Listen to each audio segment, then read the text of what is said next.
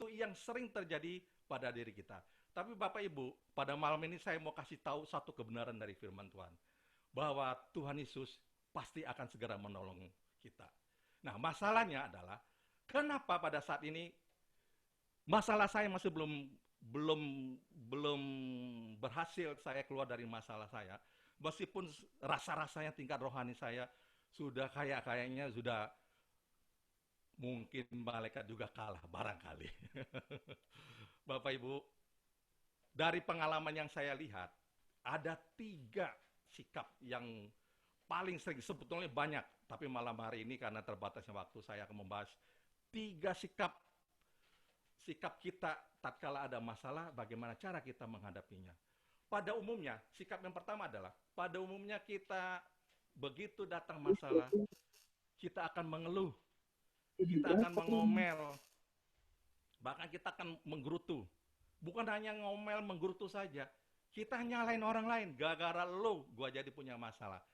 Bukan hanya menyalahkan orang lain saja, menyalahkan Tuhan juga. Tuhan yang seperti yang barusan saya bilang tadi.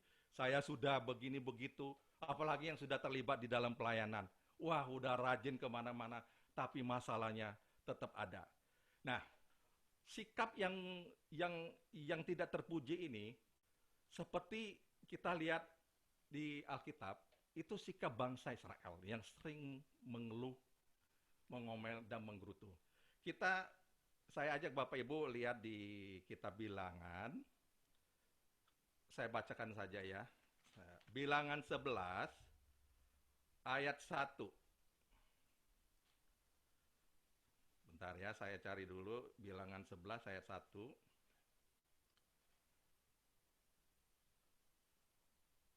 Demikian sabda Tuhan. Pada satu kali bangsa itu maksudnya bangsa Israel, bersungut-sungut di hadapan Tuhan tentang nasib buruk mereka. Dan ketika Tuhan mendengarnya, bangkitlah murkanya Tuhan. Kemudian menyalalah api Tuhan di antara mereka dan merajalela di tepi tempat perkemahan. Nah, Bapak Ibu bukannya mau nakut-nakutin, tetapi ini firman Tuhan yang mengatakan Tuhan tidak suka kita mengeluh, bersungut-sungut, mengomel-ngomel. Bangsa Israel ini memang waktu di padang gurun itu memang keterlaluan kalau menurut saya ya. Karena bangsa Israel itu kan sebetulnya sudah ditolong Tuhan, itu luar biasa sekali banyak. Pada waktu siang hari Tuhan sediakan itu namanya tiang awan supaya mereka tidak kepanasan. Pada waktu malam supaya mereka tidak kedinginan, Tuhan sediakan tiang api. Bahkan makanan mereka setiap hari Tuhan sediakan juga ya, berupa mana yang mereka tidak usah bekerja, tetapi mereka makan mana setiap hari. Tetapi yang namanya setiap hari makan, pasti bosan. Lama-lama mereka kepengen makan daging. Katanya, kalau Bapak Ibu baca bilangan yang selanjutnya, mereka meminta daging puyuh. Ya. Nah, di dalam keluhan-keluhan mereka itu, mereka mengomel itu karena apa? Karena mereka tidak bisa menerima kenyataan bahwa masalah mereka itu, kenapa itu terjadi pada diri mereka.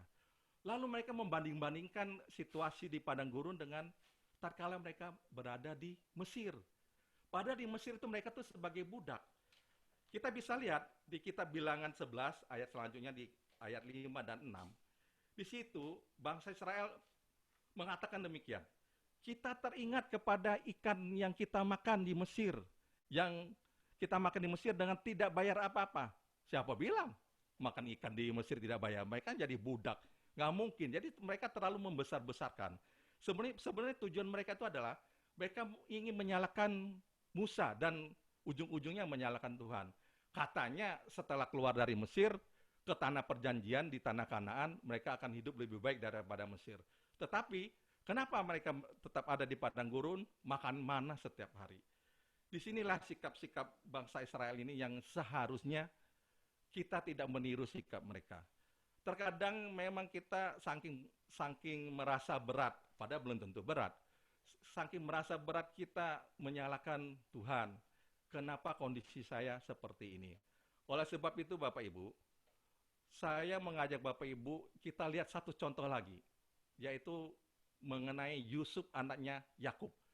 Bagaimana Yusuf anaknya Yakub, dia juga sebenarnya punya masalah Banyak. Mulai dari masuk ke dalam lubang sumur gara-gara saudaranya iri hati sama dia. Kemudian dia dijual ke pedagang Midian, orang dari suku Ismail, kemudian dibawa ke Mesir. Di Mesir akhirnya dibeli oleh Potifar. Potifar ini adalah kepala pengawal Raja Firaun. Kemudian dia bekerja di rumahnya Firaun. Kita lihat bagaimana sikapnya Yusuf. Dia tidak mengeluh. Di Alkitab tidak dituliskan dia mengomel atau dia mengeluh. Bahkan di situ dituliskan bahwa Firaun di dalam keadaan dia yang susah demikian, dia tetap rajin bekerja. Sehingga Potifar melihat kerajinan dari Yusuf, diangkatlah dia ngurusin rumah tangga. Kalau sekarang istilahnya dia sebagai kepala rumah tangga. Bapak Ibu lihat, seharusnya kita mencontoh dari sikapnya si Yusuf. Pada saat masalah itu datang, kita tenangkan diri dulu. Kita tenangkan pikiran kita tenangkan hati kita, dan kita tetap rajin bekerja. Biasanya nih, tapi bukan Bapak Ibu yang di forum meeting ini, biasanya kalau misalnya umpamanya nih contoh ya, kalau di kantor kita kepengen naik gaji, tapi gajinya nggak naik-naik. Padahal udah kerjanya luar biasa lah menurut pendapat kita. Tapi kenapa itu bos atau atasan kita tidak naikin gaji? Karena tidak naikin gaji, biasanya apa sikap kita? Kecenderungannya itu adalah, ngapain gua kerja banyak-banyak? Malah kerja kita malah malas-malas. Karena kerja kita malas-malas, boro-boro si bosnya mau naikin gaji. Udah kerja rajin-rajin aja, bosnya masih nggak melirik untuk naikin gaji. Tetapi, lihat Yusuf. Dia tetap, sebentar minum dulu. Diminum dulu Pak, diminum dulu Pak. Minum dulu. Ini tim konsumsi nggak ada sih, biasanya kalau tim konsumsi ada Pak, biasanya Pak. Mohon maaf ya Pak Warta ya. Udah sediakan konsumsi sendiri. Oh ya, silakan Pak, dilanjutkan Pak. Saking semangatnya dia tenggorokannya habis. Kita lihat Yusuf, sudah rajin, dia menantikan pertolongan Tuhan. Bukannya selesai masalahnya, datang lagi masa berikutnya. Itu si istrinya Potifar naksir sama dia. Mau ngajakin tidur. Tidur tahu ya Bapak Ibu ya, nggak usah diceritain lagi pokoknya. Mau ngajakin berbuat zina sama Yusuf. Yusuf itu sebenarnya masih muda. Kalau di Kejadian pasal 17 di situ Kejadian pasal 37 di situ diceritakan bahwa Yusuf itu baru usianya 17 tahun. Oke lah, dari perjalanan di sumur sampai ke Mesir anggap aja lah 1 tahun. Berarti istrinya Potifar ini naksir sama Yusuf umurnya 18 tahun. Tetapi Yusuf tidak mau berbuat dosa. Dia tetap menolak. Karena menolak, akhirnya istri Potifar jadi tersinggung. Difitnah lah. Ngadu kepada Potifar. Potifar marah, istri gua lu mau tidurin. Masuklah ke dalam penjara. Lihat, masalahnya bukannya semakin mereda, makin melebar. Sampai dia masuk ke dalam penjara. Di dalam penjara juga Yusuf tidak mengomel. Dia tetap rajin sampai kepala penjaranya malah memuji dia, menyerahkan urusan untuk tahanan itu dia yang pegang. Mungkin dia semacam wakil sipir dah di penjara. Nah, Bapak Ibu, inilah sikap yang harus kita contoh. Dengan sabar Yusuf menanti pertolongan Tuhan. Tibalah suatu hari. Nah, ini kalau ceritanya itu adalah tiba suatu hari. Firaun bermimpi. Mimpinya tidak bisa diterjemahkan artinya tidak bisa diterjemahkan oleh juru-juru mimpi. Firaun gelisah. Akhirnya, singkat cerita, Yusuf direferensikan untuk dipanggil ke istana mengartikan mimpi. Karena Tuhan menyertai Yusuf, Yusuf bisa mengartikan mimpi daripada Firaun. Yaitu 7 tahun masa berkelimpahan, 7 tahun Mesir akan mengalami masa paceklik, masa kemarau yang berkepanjangan. Di sini tiba saatnya Tuhan mengangkat Yusuf dari lubang sumur, lalu dia dipercayakan sama Raja Firaun menjadi tangan kanan dia. Sekarang istilahnya tingkatnya setingkat Perdana Menteri dah, untuk ngurusin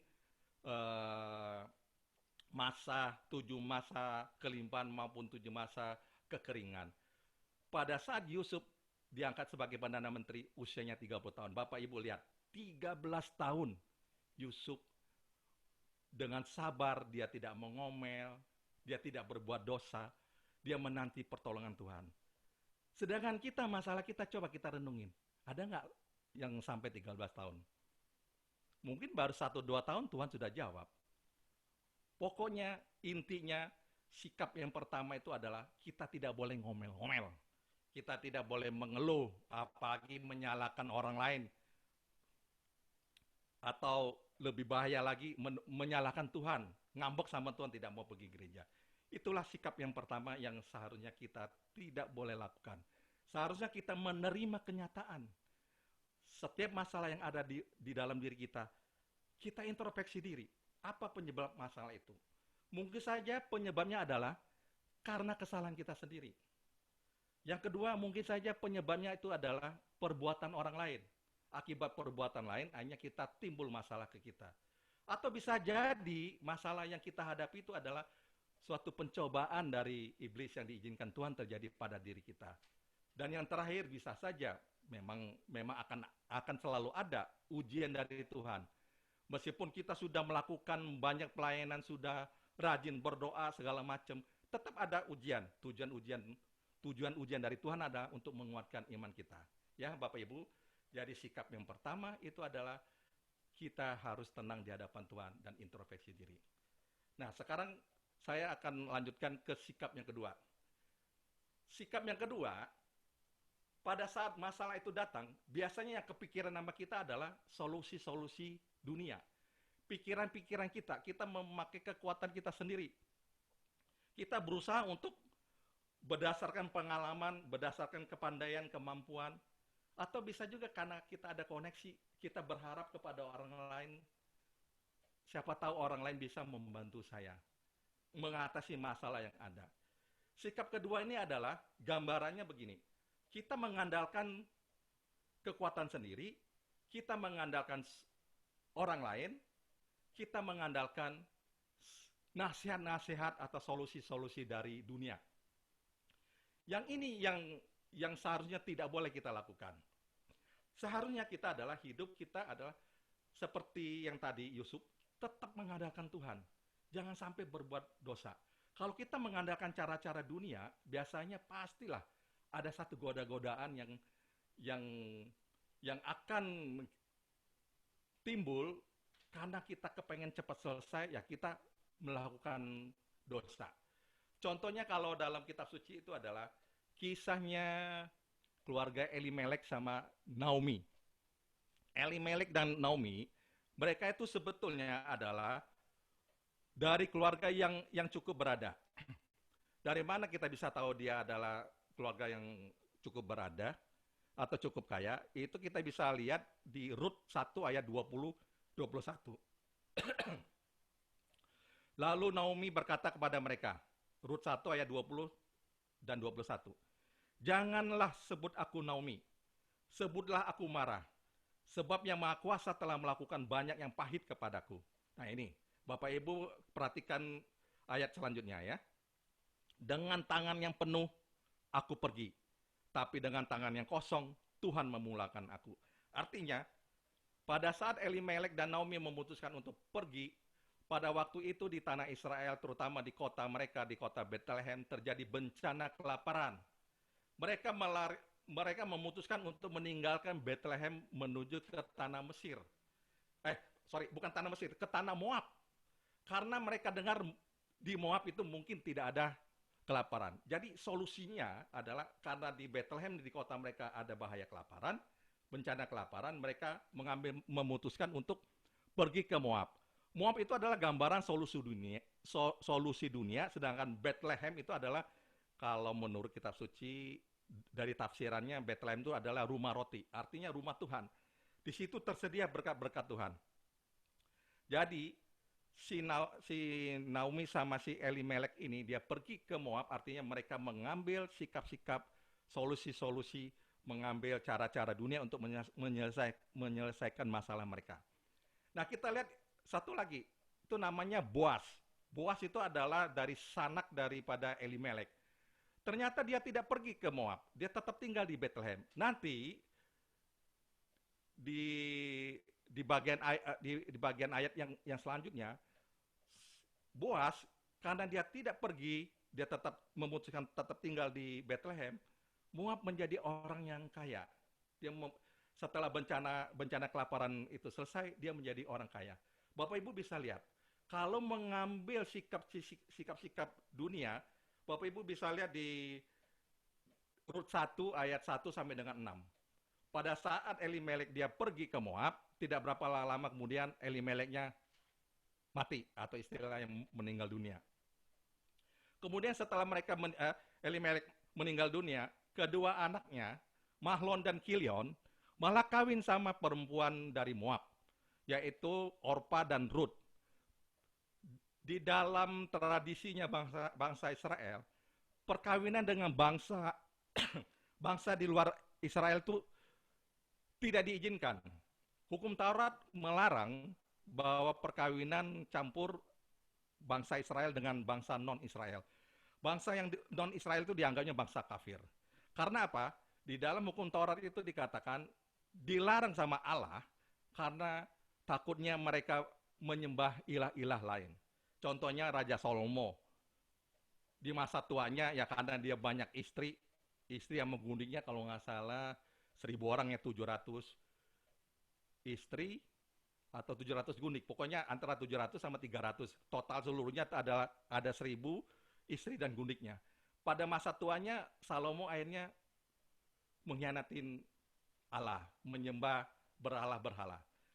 Jadi dari kisah ini terlihat bahwa orang yang mengandalkan solusi dunia kelihatannya aja akan menyelesaikan masalah, tetapi pada ujungnya akan mencelakakan kita.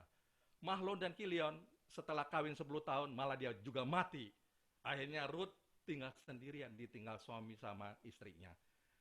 Dan akhirnya dia memutuskan untuk pulang. Dari kisah ini maka kita belajar satu hal bahwa kita hidup harus mengandalkan Tuhan. Inilah sikap kedua, bagaimana kita menghadapi suatu masalah adalah kita tetap mengandalkan Tuhan kepada Tuhan meskipun sebagaimana beratnya masalah yang sedang kita hadapin. Yang ketiga, sikap yang terakhir yang sering kali kita hadapi adalah kita tidak sabar. Sikap ketiga adalah kita tidak sabar menanti pertolongan Tuhan. Kita kepengennya cepat-cepat selesai. Mungkin pada awalnya begitu masalah itu datang, kita masih tetap setia kepada Tuhan. Kita tetap masih berharap kepada Tuhan. Tetapi kalau begitu masalahnya makin lama makin membesar, bukannya beres, kita mulai meragukan, ini Tuhan ada nggak ya? Di mana ini Tuhan? Ketika aku sedang membutuhkan ke Tuhan, di mana Engkau Tuhan? Inilah sikap yang ketidaksabaran kita yang seringkali menjerumuskan kita kepada sikap-sikap yang tidak dikehendaki Tuhan. Kembali kita ambil contoh lagi sikapnya Yusuf. Dia tetap sabar, 13 tahun untuk dia menunggu sampai solusi Tuhan, jawaban dia keluar dari masalah hidupnya. Kalau dalam Alkitab, itu kita lihat kisahnya Ayub. Ayub itu pada awalnya, begitu dia mengalami masalah, harta kekayaannya dijarah sama bangsa lain. Dia masih oke, masih tetap dia percaya kepada Tuhan. Ketika ketujuh anaknya sedang berpesta pora mati, dia tetap sabar. Sedangkan istrinya sudah ngomel-ngomel, engkau kutukin aja Tuhan, mana Tuhan Allahmu? Kita ditimpa begitu banyak masalah. Nah, ketika penyakit kusta dialami langsung sama Ayub, mulailah goyah. Memang kita lebih gampang nasihatin orang. Nasihatin orang kita bisa berapi-api kita ngomong. Tetapi begitu masalah itu kena di diri kita, mulai tahu dah bagaimana sakitnya itu masalah. Ayub ketika masalahnya sakit kustanya tidak sembuh-sembuh malah makin gatal seluruh tubuhnya, kustanya makin menjadi-jadi. Akhirnya dia berkeluh kesah juga. Sampai pada akhirnya dia mulai menyalahkan Tuhan. Tuhan kenapa? Kalau nggak salah di pasal berapa kan? Di di pasal yang ketiga kalau nggak salah, atau di pasal yang berapa saya lupa. Yang Ayub mengatakan, lebih baik aku tidak dilahirkan daripada aku sekarang menderita sakit seperti ini. Singkat cerita, akhirnya Ayub menyadari bahwa dia seharusnya tidak boleh menyalahkan Tuhan. Di sini saya ajak Bapak Ibu lihat di Ayub pasal 42 ayat 5 dan 6. Di sini Ayub menyadari bahwa dianya salah. Ayub 42 ayat 5 dan 6. Hanya dari kata orang saja aku mendengar tentang Engkau, Tuhan. Tetapi sekarang mataku sendiri memandang Engkau. Oleh sebab itu aku mencabut perkataanku, dan dengan menyesal aku duduk dalam debu dan abu.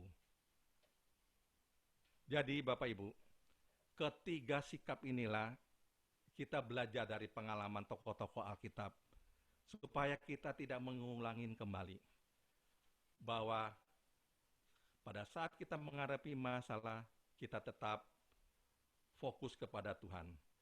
Apa yang dapat kita simpulkan dari ketiga sikap ini? Yang pertama, masalah itu pasti ada. Mau orangnya rohaninya sampai 1000% kek. Mau orang, apalagi orang yang rohaninya ya masih mulai-mulai awal-awal. Pokoknya setiap orang itu pasti akan mengalami masalah. Dan masalah itu pasti ada. Kita seharusnya, kita jadikan masalah itu adalah bagian daripada hidup kita. Kita tidak boleh menolak masalah, apapun. Tinggal nanti kita introspeksi diri ya. Seperti yang saya katakan tadi, apa penyebabnya. Nanti kita mohon hikmah dari Tuhan, supaya kita bisa mengatasi masalah. Supaya tindakan-tindakan yang kita ambil pada saat kita mengatasi masalah itu sesuai dengan petunjuk dari Tuhan. Nah, apalagi kalau kita sudah kalau kita sudah terlibat di dalam pelayanan, itu masalahnya emangnya dikirain kalau kita udah pelayanan masalahnya beres. Tidak ada masalah, masalahnya ringan. Jangan salah Bapak Ibu. Nanti di kesempatan lain nanti akan saya sharingkan. Justru dengan saya terlibat di dalam pelayanan, masalah saya malah jadi lebih berat. Sebelum saya terlibat dalam pelayanan, kayaknya masalahnya biasa-biasa aja. Makin saya terlibat dalam pelayanan, makin berat masalahnya, menurut saya. Gitu. Nah, saya ajak Bapak Ibu untuk melihat kebenaran firman Tuhan. Sirak 2, ayat 1 sampai dengan 6. Sirak 2, ayat 1 sampai 6. Saya bacakan aja ya. Anakku, jikalau engkau bersiap untuk mengabdi kepada Tuhan, maka bersedialah untuk pencobaan. Ini mungkin pencobaannya adalah ujian daripada Tuhan ya. Hendaklah hatimu tabah dan jadi teguh. Jangan gelisah pada waktu yang malang. Berpautlah kepada Tuhan. Jangan murtad daripadanya, supaya engkau dijunjung tinggi pada akhir hidupmu. Segala-galanya yang menimpa dirimu, terimalah saja. Dan hendaklah sabar dalam segala perubahan kehinaanmu. Jadi kita dimintain segala-galanya yang menimpa dirimu, terima saja. Artinya masalah apapun juga, kita terima saja. Dan hendaklah sabar kita menantikan suatu perubahan atau suatu pertolongan berkat dari Tuhan. Itu kesimpulan yang pertama. Kesimpulan yang kedua, bahwa masalah itu kalau bukannya dari diri kita, bukan dari orang lain, anggap aja itu suatu ujian. Ujian dari Tuhan. Saya ajak Bapak Ibu ke kitab Ibrani 12 ayat 7. Sebenarnya Bapak Ibu bisa baca seluruh pasal 12 ya. Ini untuk mempersingkat waktu aja. Ibrani 12 ayat 7 sampai dengan 13. Jikalau kamu harus menanggung ganjaran dari Allah, Allah memperlakukan kamu seperti anak. Di manakah terdapat anak yang tidak dihargai oleh ayahnya? Memang, tiap-tiap ganjaran pada waktu ia diberikan tidak mendatangkan sukacita, tetapi duka cita. Tetapi kemudian ia menghasilkan buah kebenaran yang memberikan damai kepada mereka yang dilatih olehnya. Sebab itu, kuatkanlah tangan yang lemah dan lutut yang goyah. Luruskanlah jalan bagi kakimu, sehingga yang pincang jangan terplecok, tetapi menjadi sembuh. Ya, jadi Bapak Ibu, pada saat kita menghadapi suatu ujian, kita tetap tegar berjalan di dalam Tuhan. Dan percayalah, masalah itu pasti akan segera selesai. Kita sekarang lagi mengalami masalah pandemi COVID-19. Pasti akan selesai. Di dalam 1 Korintus 10 ayat 13 dikatakan demikian. Pencobaan-pencobaan yang kamu alami adalah pencobaan yang biasa, yang tidak melebihi kekuatan manusia. Sebab Allah itu setia, dan karena itu Allah tidak akan membiarkan kamu dicobai melampaui kekuatanmu. Pada waktu kamu dicobai, Allah akan memberikan kepadamu jalan keluar, sehingga kamu dapat menanggungnya. Ini berita yang baik, Bapak Ibu. Nah, oleh sebab itu, kalau kita tetap berjalan di jalannya Tuhan, kita akan menerima berkat Tuhan. Masalah kita akan selesai. Jangan tanya kapan, biarlah terserah Tuhan. Yang penting bagian kita adalah kita sabar, kita menerima dulu, kita introspeksi diri, kita sabar menanti pertolongan Tuhan, dan kita jaga kekudusan kita. Kita jaga supaya tindakan-tindakan kita tidak melakukan dosa, tidak melakukan perbuatan melanggar perintah-perintah daripada Tuhan. Kalau itu kita lakukan, Yesaya 48 ayat 18 dan 19 berbunyi demikian. Sekiranya kamu memperhatikan perintah-perintahku, maka damai sejahteramu akan seperti sungai yang tidak pernah kering, dan kebahagiaanmu akan terus berlimpah seperti gelombang-gelombang laut yang tidak pernah berhenti. Demikian Bapak Ibu, yang renungan singkat, mungkin agak lama juga ya, mungkin ada setengah jam ini, yang bisa saya berikan kepada Bapak Ibu. Tetapi sebelumnya, marilah kita hening sejenak, kita resapi, supaya renungan dan sabda Tuhan itu menjadi rema di dalam hidup kita. Sambil nanti kita akan bawakan satu ungkapan hati kita melalui nyanyian, yaitu bukan dengan kekuatanku. Ya Bapak Ibu, mari saya ajak Bapak Ibu untuk tunduk sejenak, 1 menit kita tunduk, kita resapi sabda Tuhan dan renungan yang barusan kita dengar. Amin. Musik dulu.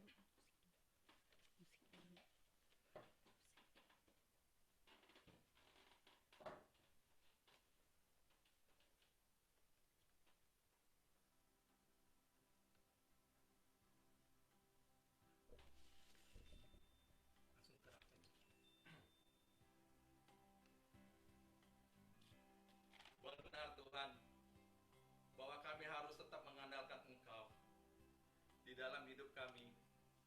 Kami tidak bisa lepas daripadamu. Solusi-solusi dunia itu hanyalah sifatnya sementara. Oleh karena itu kami mau bergantung kepadamu. Inilah ungkapan hati kami melalui pujian berikut ini. Bapak Ibu, mari kita nyanyikan dengan segenap hati, bukan dengan kekuatanku,